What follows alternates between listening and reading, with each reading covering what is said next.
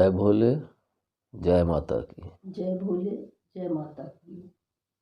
यह घटना शायद साधना में प्रवेश करने से 3 या 4 साल पहले की है। शायद 2003 या 2 की होगी। जहाँ से मेरी साधना का मार्ग खुला था। उस समय मेरी दुकान बहुत ही बुरी कंडीशन में थी, जहाँ पे दुकानदारी नाम मात्र की थी। तो मैं कई जगह, कहीं मज़ार पे, जहाँ जिसने, कहीं किसी पंडित के पास, जहाँ जिसने जो कुछ बताया, मैं वहाँ दौड़ा दौड़ा गया। पिताजी भी भेजते थे,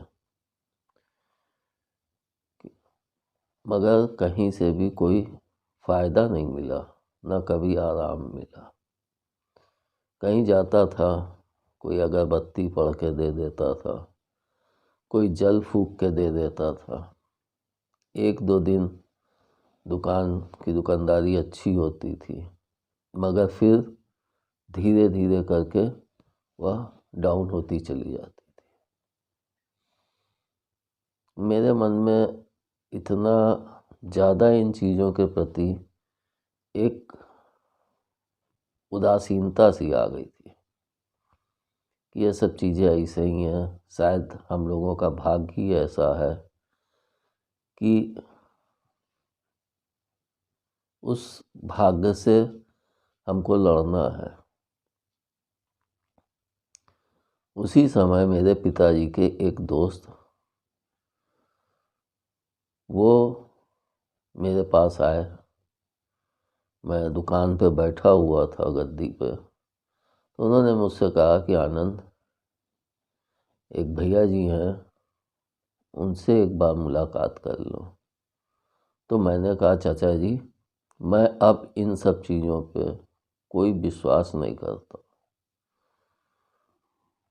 इतना ज़्यादा जा चुका था, इतना ज़्यादा, जिस पंडित ने या जिसने भी कहा कि सिलेंडर दे दो, इतना पैसा दे दो, मैं ठीक कर दूंगा, ये पूजा के लिए चाहिए या ये इसके लिए चाहिए, पिताजी करते थे, दे देते थे कि शायद मेरी दुकान चल जाए। मगर होनी को जो मंजूर है, होता तो वही है ना।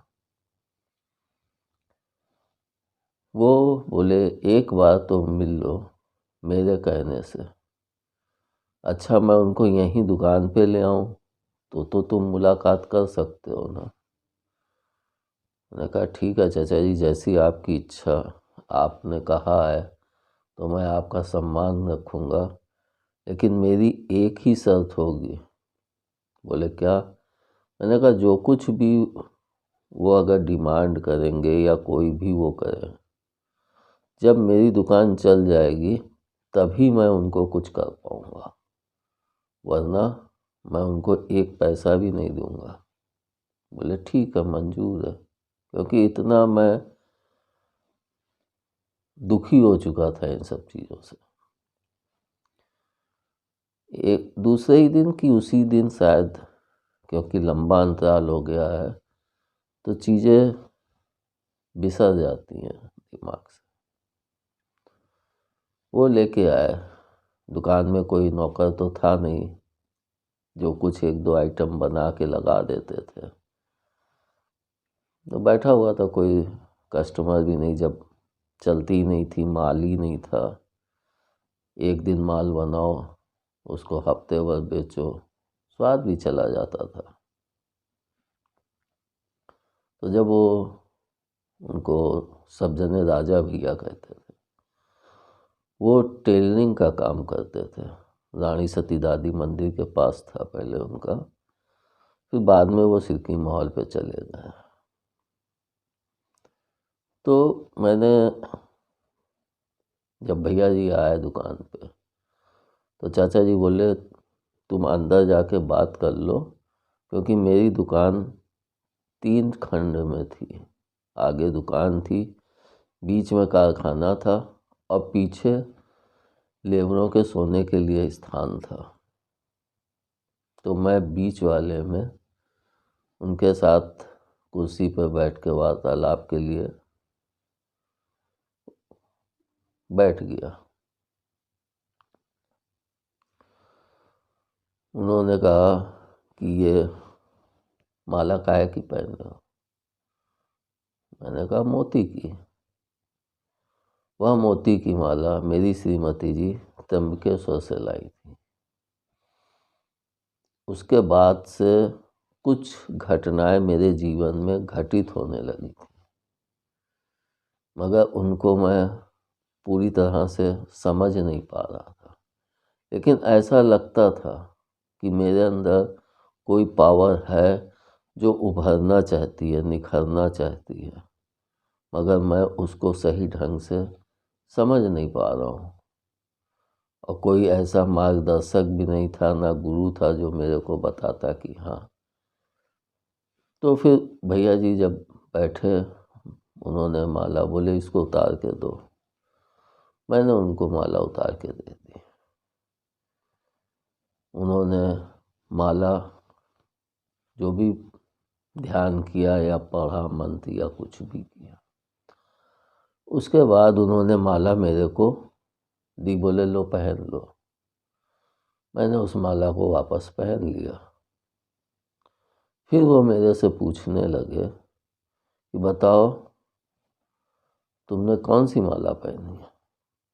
मैंने कहा मोती की पहनी है। बोले ऐसे नहीं, आंख बंद करके ध्यान में देखो, फिर बताओ कि तुमने कौन सी माला पहनी है। मैंने आंख बंद की। मैं उसका विस्तृत वर्णन तो नहीं कर सकता हूँ, क्योंकि अनुभव का वर्णन करना बड़ा मुश्किल होता है।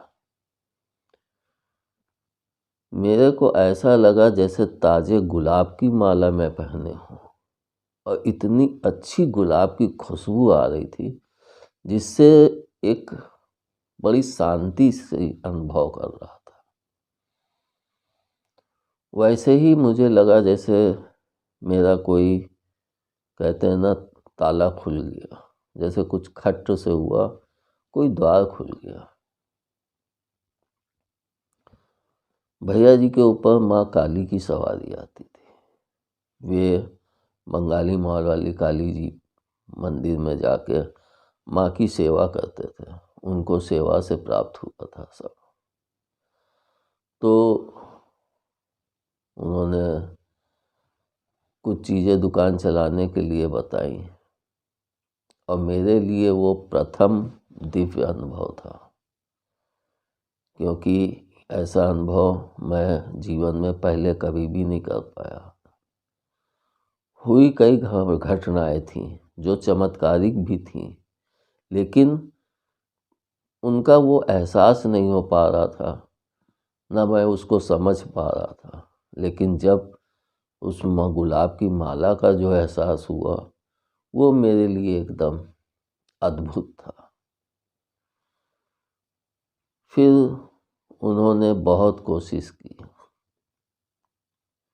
कि दुकान चल जाए, मगर मेरे लिए तो माता पिता ने एक अलग ही मार्ग चुन के रखा था। तो अगर दुकान चल जाती तो फिर मैं उस मार्ग पे न चल पाता जिसके लिए मेरे माता पिता तैयारी करवा रहे थे। वो भैया जी ने बहुत कोशिश की। एक दिन उन्होंने मेरे पास खबर भेजी,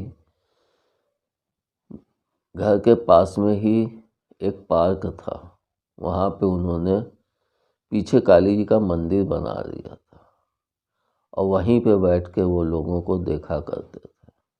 दुकान पे भी देखते थे।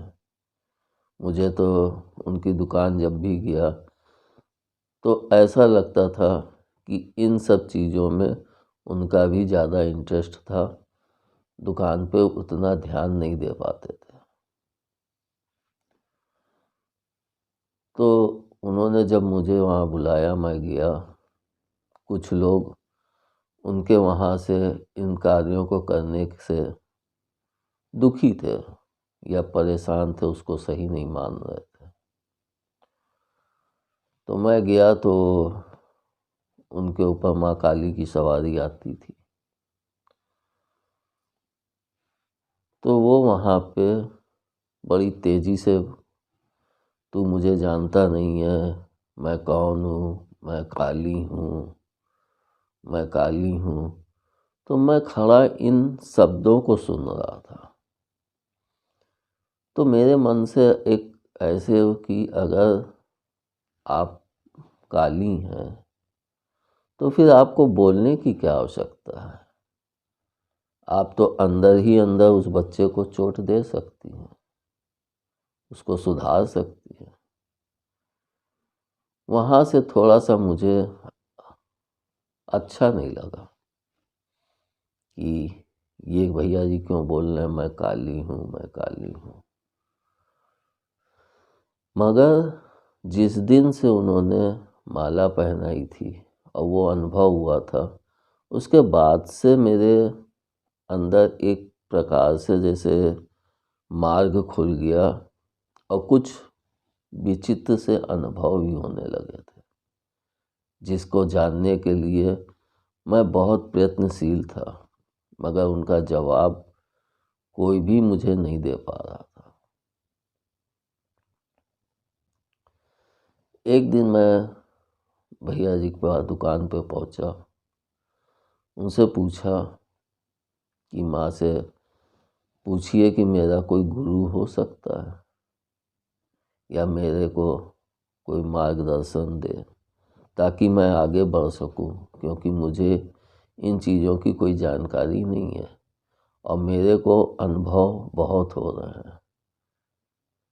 तो उन्होंने आंख बंद करके माँ से जो भी पूछा हो, बोले तुम्हारा कोई गुरु नहीं है, तुम्हें स्वयं चलना पड़ेगा और अपनी बातों को कभी किसी से मत कहना, तुम स्वयं ही सब कुछ जानते जाओगे। इससे अच्छी बात क्या है? मगर कहते हैं ना कि अगर कोई मार्गदर्शक होता है तो रास्ता सरल हो जाता है, लेकिन जब कोई मार्गदर्शक नहीं होता है तो उस रास्ते पर चलना बहुत ही दुष्कर होता है। उसके पश्चात मेरे जीवन में बदलाव आरंभ हो चुके थे। कभी कभी मैं लेटता था तो ऐसा लगता था जैसे कोई स्त्री छाया रूप में नृत्य कर रही है, मगर चूंकि मैं अपनी बातों को किसी से कह नहीं सकता था तो उन बातों को मैं किसी से कहना फिर आवश्यक नहीं समझता था। जब माँ ने कहा है कि खुद जान जाओगे तो मैं भी शांत रहता था, देखा जाएगा चलो। धीरे धीरे मैं पूजा और ध्यान के मार्ग में बढ़ने लगा। ऐसा नहीं है कि सिर्फ ध्यान में ही बढ़ता रहा हूँ, मैं बाहर भी माँ की प्रत्यक्ष में भी पूजा करता था और ध्यान में भी बैठता था।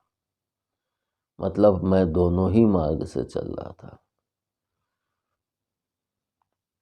ऐसे चलते चलते बहुत सी चीज़ें, जैसे पूजा में इतने दीपक जलाने हैं, उसमें इतने कड़ू तेल के, इतने देसी घी के, तो ऐसा लगता था कि जैसे ये सब चीज़ें मेरे को जानकारी है और मैं उसी प्रकार से दीपक रखता था जैसा माँ बोलती थी ये करना है। तो फिर मैं वहाँ से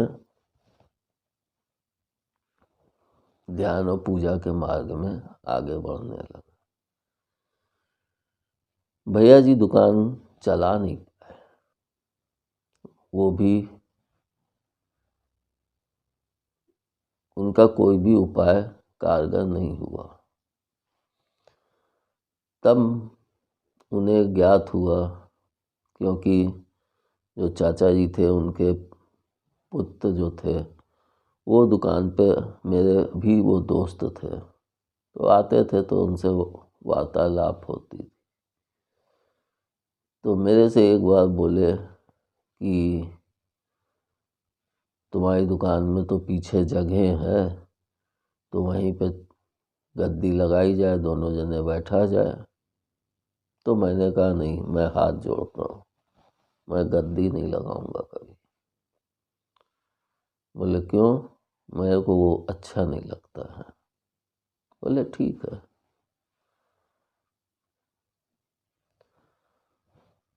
पूजा में मैं आगे बढ़ता गया, तो उस समय माँ ने कहा था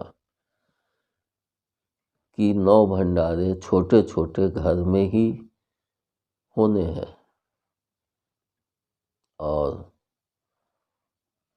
7 या 6 भंडारे शायद मेरे ससुराल पक्ष से होने थे, जिनको मेरी श्रीमती जी की बुआ जी जो कानपुर में थी उनके द्वारा वो पूर्ति की गई। और आखिरी भंडारे में मेरे सास उपस्थित भी थी, ये भी उस माता पिता की देन थी। तो जो आखिरी भंडारा था उसमें मेरे मन में आया कि भैया जी को बुलाएं, जिनके कारण मैं इस मार्ग में बढ़ा हूँ और माँ की कृपा भी मिलना आरंभ हुई है, तो मैं उनको क्यों भूल लूँ। मैंने उनसे जाके प्रार्थना की कि आप आइए, इस दिन मैं माँ का पूजन और घर में ही छोटा सा ऐसे ही भंडारा रखे हूँ। ठीक है। तो जब वो चलते थे कहीं पे, जहाँ पे भी उनको बुलाया जाता था, तो वो जाते थे तो उनके ऊपर माँ की सवारी आ जाती थी। वो आए, इस बात का मुझे ज्ञान नहीं था। घर पे आए तो जैसे ही आए तो उन्होंने मेरे घर के अंदर प्रवेश करने से पहले बाहर ही अपनी चप्पलों को उतार दिया, और ऐसा लगा जैसे वो वहाँ से ही मस्ती में हो गए थे। चप्पल बाहर उतार दिया तो उनके साथ जो थे वो कहने लगे भैया जी चप्पल यहाँ क्यों उतार दे। तो उन्होंने कान पकड़ के कि मैं पहन के अंदर नहीं जा सकता। वो वहीं चप्पल उतार के अंदर आए। फिर उन्होंने वहाँ पे झूमने लगे और भजन हो रहे थे। मेरी श्रीमती जी ढोलक बजा रही थी और सब भजन गा रहे थे। तो उनके ऊपर माँ की सवारी आ गई, वो उछलने लगे, कूदने लगे। तो मेरे को ये चीज़ कुछ अच्छी नहीं लगती थी। पता नहीं, माता पिता की देन थी, क्योंकि शायद मेरे पूर्व जन्मों के कर्म ही थे जो मुझे ये सब चीज़ें मिल रही थी। तो जब वो उछलते रहे और झूमते रहे तो मेरे को उस समय माँ की वाणी सुनाई देने लगी थी। तो मैंने कहा माँ, ये चीज़ अच्छी नहीं लगती है, इसको लोग गलत सोचते हैं, इनको रोकिए, क्यों इतना वो। तो माँ बोली कि ये जो ढोलक बजा रही हैं इनको ढोलक बजाने से रोकिए, अगर ये ढोलक बजाती रहेंगी तो ये नाचते रहेंगे। और ढोलक मेरी श्रीमती जी ही बजा रही थी। मैंने जाके उनसे कहा कि अब तुम ढोलक बजाना बंद करो। उन्होंने मेरी बात को सुना और उस ढोलक से भजन की समाप्ति के बाद उन्होंने थाप देना बंद कर दिया और किसी दूसरी महिला को बजाने के लिए बैठा दिया। उन्होंने जैसे ही ढोलक छोड़ी, भैया जी शांत हो गए। तब भी मैं नहीं समझ पाया कुछ। उन्होंने जो भी कुछ सबको आशीर्वाद दिया, माँ ने जो प्रसाद देना था प्रसाद दिया, ये सब करके भैया जी चले गए वापस। तब मैं बैठ के सोचने लगा, क्या ये चीज़ होती है? मैं तो इसको अच्छा नहीं समझता था, क्योंकि कई मंदिरों में गया तो वहाँ कई जगह गया था तो वहाँ पे कोई स्त्री अपने बालों को हिला रही है, कोई कैसे वो कर रहे हैं, कोई कैसे वो कर रहे हैं, तो मैं सोचता था कि ये सब नाटक कर रहे हैं ताकि लोग डर के पीछे, भय के पीछे यहाँ आते रहें। लेकिन मुझे नहीं पता था कि ऐसा भी होता है। माँ आती है, लेकिन अंश रूप में आती है, क्योंकि साक्षात माँ अगर किसी भी स्त्री या किसी भी पुरुष के ऊपर आएंगी तो वो उनको बर्दाश्त नहीं कर पाएगा, शायद उसका शरीर ही नष्ट हो जाए, क्योंकि उनका इतना तेज होता है। उस तेज को हमारा ये शरीर नहीं बर्दाश्त कर सकता। जैसा कि साधना में चला था जब, तब माँ ने कहा था, मैंने पूछा था कि साधना में क्या होना चाहिए। बोले तुम्हारा शरीर जो है वो 220 वोल्ट का करंट सहने की क्षमता रखता है। अब उसमें हमें 1000 वोल्ट का करंट देना है, तो क्या वो शरीर उस 1000 वोल्ट को सह सकता है? क्योंकि वो क्षमता तुम्हारे इस शरीर में नहीं है। लेकिन इस साधना के माध्यम से ही तुम्हें वो 1000 वोल्ट का करंट सहने की क्षमता मिल जाएगी, क्योंकि हमारा शरीर सभी मनुष्यों की तरह एक नॉर्मल वे में ही जन्म लेता है। फिर वो अपने साधना के द्वारा उस करंट के हिसाब से या उस कैपेसिटी के हिसाब से अपने शरीर को मजबूत करता है। तो जब चले गए, फिर मैं भी कि ये चीज़ तो गलत है, मैं यहाँ पे किसी को भी इस कार्य के लिए अनुमति नहीं दूंगा कि यहाँ पे कोई आके झूमे या नाचे, ये मुझे नहीं पसंद है। ऐसे ही मेरा जीवन आगे बढ़ता रहा।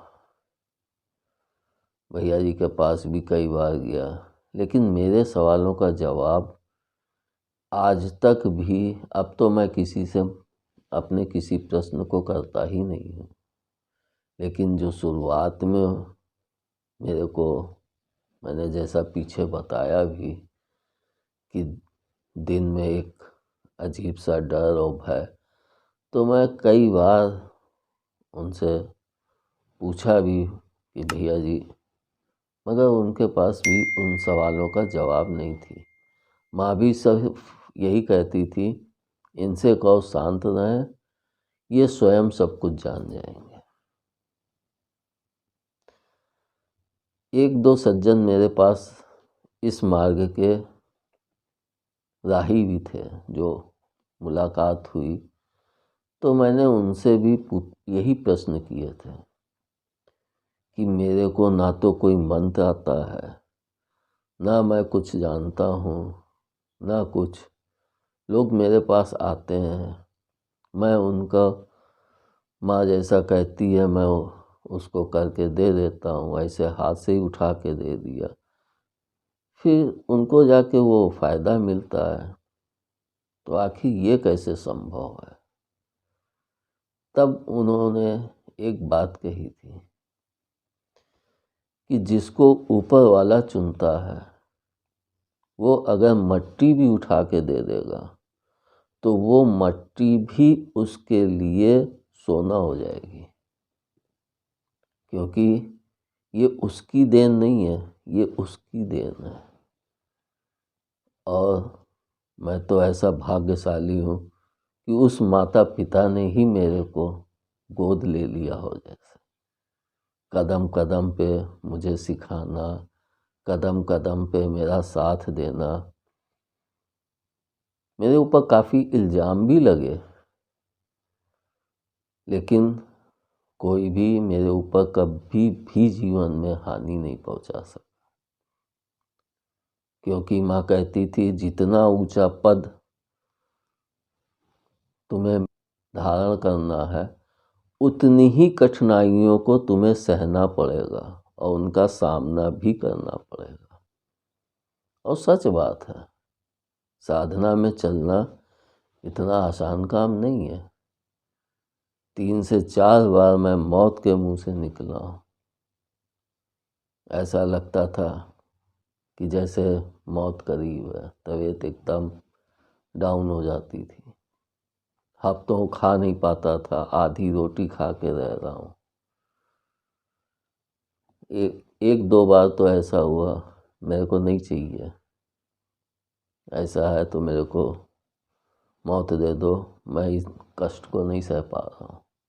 क्योंकि किससे कहूँ, पिताजी कहते थे डॉक्टर के पास जाओ, डॉक्टर भी कुछ नहीं कर सकता था। वो उठा के इंजेक्शन लगाता, आईसीयू में डाल देता, क्या करता वो। लेकिन जैसे ही बहुत दुखी होता था तो माँ कहती थी 1-2 दिन या 1 दिन की बात है, उसके बाद तू सही हो जाएगा, और हो जाता था फिर।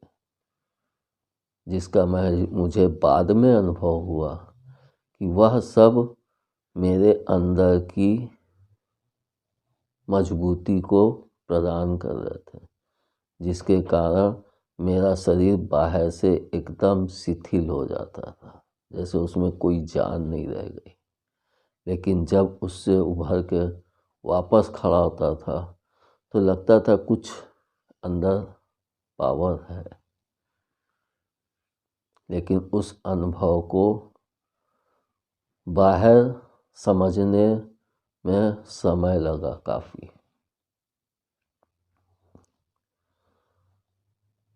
ऐसे ही चलते चलते मैं आगे बढ़ता रहा। धीरे धीरे फिर वह समय आ गया, और इसी बीच में मेरे पास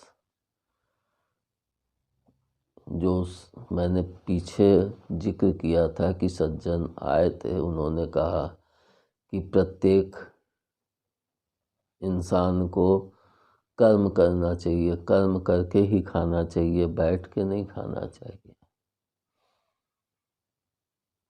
तो वो मेरे पास आए तो उन्होंने कुछ प्रश्न किया था, वो मुझे नहीं याद है।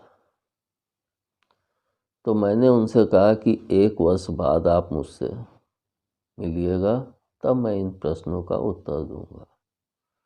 वो भी शायद कानपुर में किसी शख्स को खोज रहे थे, क्योंकि वो भी, उनके पास भी पावर होगी। इस संसार में बहुत से लोग होंगे जिनके पास पावर होगी, बहुत बगैर पावर के भी बैठे हैं, और जो बहुत से लोग ऐसे भी होंगे जिनके पास अथाह पावर होगी, लेकिन वो सामने आना नहीं चाहते हैं, क्योंकि वो उसमें रम गए, प्रभु में, माँ में, तो संसार से विरक्त हो जाते हैं। और ऐसा मैंने रामकृष्ण परमहंस की जीवनी में भी पढ़ा था। उन्होंने विवेकानंद जी के विषय में कहा था कि जिस दिन ये अपने आप को जान लेगा उस दिन यह इस संसार में नहीं रहेगा, ये अपने जीवन को त्याग देगा। और शायद वो सच होगा, ये मैं नहीं जानता, लेकिन उसका जब अनुभव किया और चल के आज मैं उसको समझ पाया कि नहीं, उनकी बात सही थी। क्योंकि जब तक मेरा लक्ष्य पूरा नहीं होता है तब तक मुझे इस जीवन में चलते ही रहना है। अगर मेरी वासनाओं से अलगाव हो गया तो फिर इस संसार में रुकना बहुत मुश्किल होता है। इसलिए कोई ना कोई वासना हमें अपने अंदर रोके रखनी पड़ती है, जिसके कारण हम उस लक्ष्य को प्राप्त कर पाए जो हमें माता पिता ने दिया है। इसमें मैंने रामकृष्ण परमहंस की जीवनी में ही एक वृत्तांत और था। रामकृष्ण परमहंस की जीवनी भी, मैं बनारस गया था, मेरी बहन बनारस में ब्याही हैं, तो वहाँ पे नए विश्वनाथ जी के बाहर एक दुकान थी। उस समय शायद मैं 20 साल का होऊंगा या 18 साल का होऊंगा। तो वहाँ देखा तो मन हुआ कि इसको लेके चलें, पढ़ें। मैं घर लेके आया, पढ़ा उसको। उस पुस्तक को मेरे पूरे घर ने, मेरे चाचा, पिताजी, सब ने उसको पढ़ा। वो कहाँ चली गई पता ही नहीं चला। तो उसमें एक जगह लिखा था कि रामकृष्ण परमहंस जी जब माँ खाना बनाती थी तो वो खाने को बड़े चाव से खाते थे।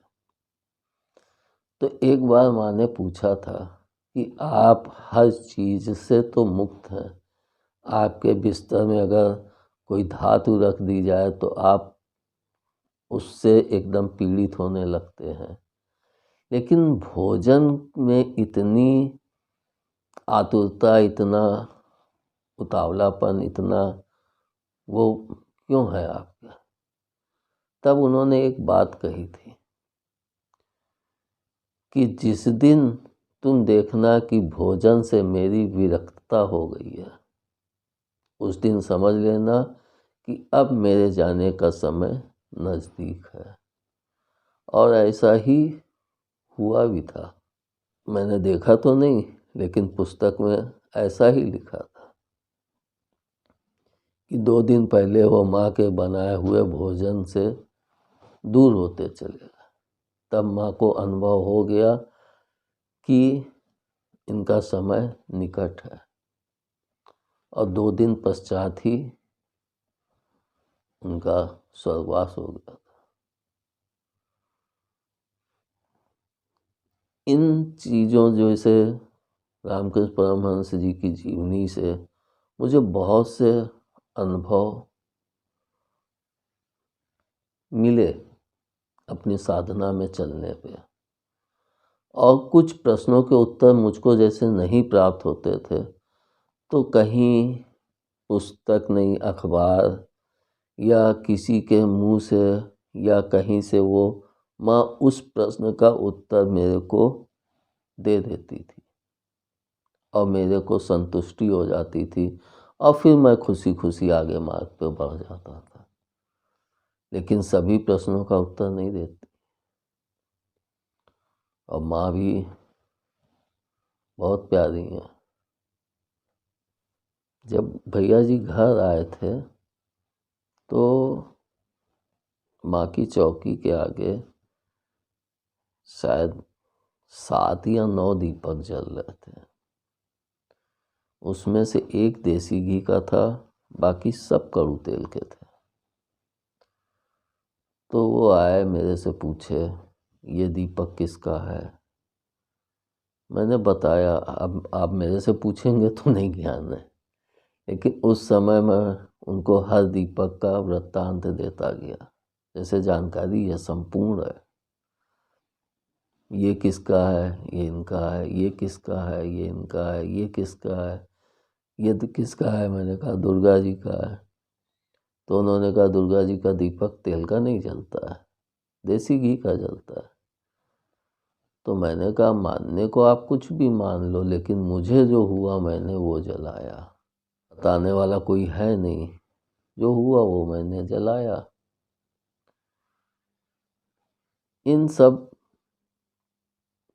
अनुभवों को देखता हूँ आज, तो ऐसा लगता है कि वक्त को भी वक्त लगता है वक्त बदलने के लिए। धन्यवाद। जय भोले, जय माता दी। जय भोले, जय माता की।